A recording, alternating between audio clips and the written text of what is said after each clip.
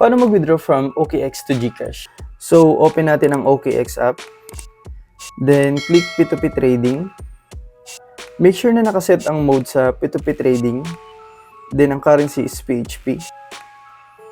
Then, select Sell. Dito naman meron tayong 4 options.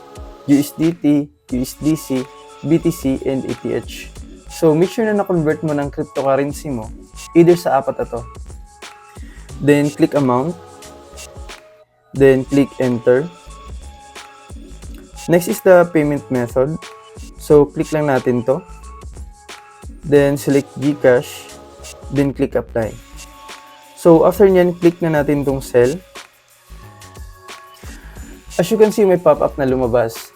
Ibig sabihin yan, hindi pa natin na-set up ang GCash account natin. Click na natin tong Add. So, dito naman, naka-prefill na yung ibang text boxes. Pero dito sa payment method, pwede mo naman palitan kung hindi GCash yung gagamitin mo. So, lagay lang natin ang GCash number dito. Then, click Add. So, ayun, successfully added na.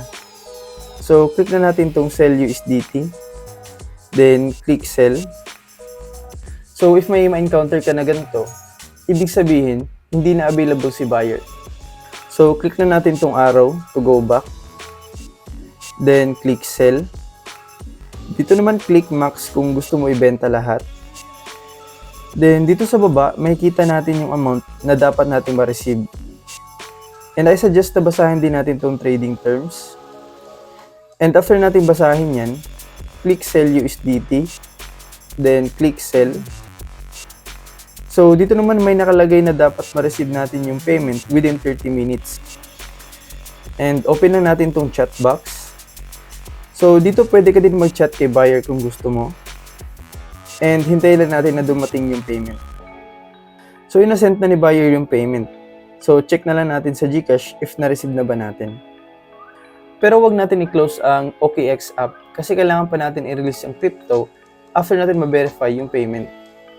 So, ayun, dumating na nga. Let's go back to OKX app. Click Release Crypto. Then, basahin din natin tong reminder. Then, click OK. Dito naman select Yes. Then, click Release Crypto. So, ayun, sold na. Sana nakatulong tong video natin ngayon. And huwag kalimutan na mag-like, subscribe, and ring mo na rin yung bell para updated ka sa mga bagong videos natin. And see you on the next one. Bye!